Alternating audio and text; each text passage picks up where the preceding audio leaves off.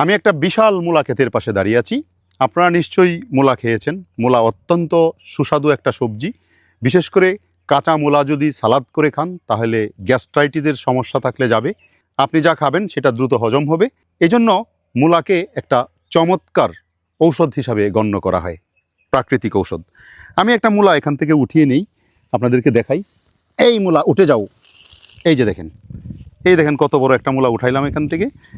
এটা পানিতে ধোয়ার কোনো সুযোগ নেই এখানে, তারপরেও এটা আমি খাবো। মূলা কাঁচা খাওয়া যায়।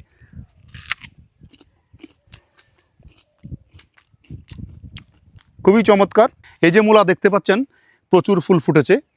এখান থেকে যে বীজ হবে সেই বীজ থেকে তেল তৈরি করা হয়। এই তেলকে সাধারণত রেডিশ সিডস অয়েল বলা হয়। মূলা বীজের তেল কিভাবে পাওয়া যায়? মূলার শুকনা বীজ থেকে কোল্ড প্রেস পদ্ধতিতে অথবা এক্সট্রাকশন পদ্ধতিতে এই তেলটাকে নিষ্কাশন করা হয়।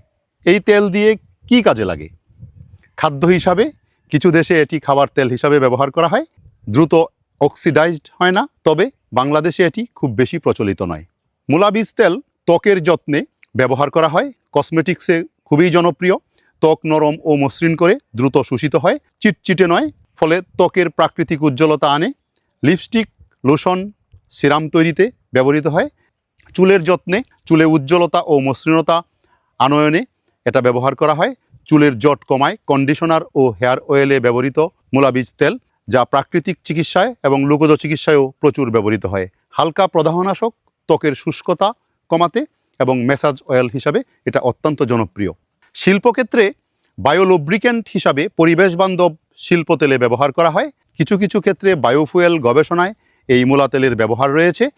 এর গন্ধ কম এবং দীর্ঘদিন ভালো থাকে, যা ত্বক ও চুলের জন্য নিরাপদ। মূলা বীজ তেল খাবার, ত্বক, চুল, শিল্প সর্বক্ষেত্রেই বেশ উপকারী। বিশেষ করে প্রাকৃতিক কসমেটিক জগতে এটার গুরুত্ব অত্যন্ত অপরিসীম।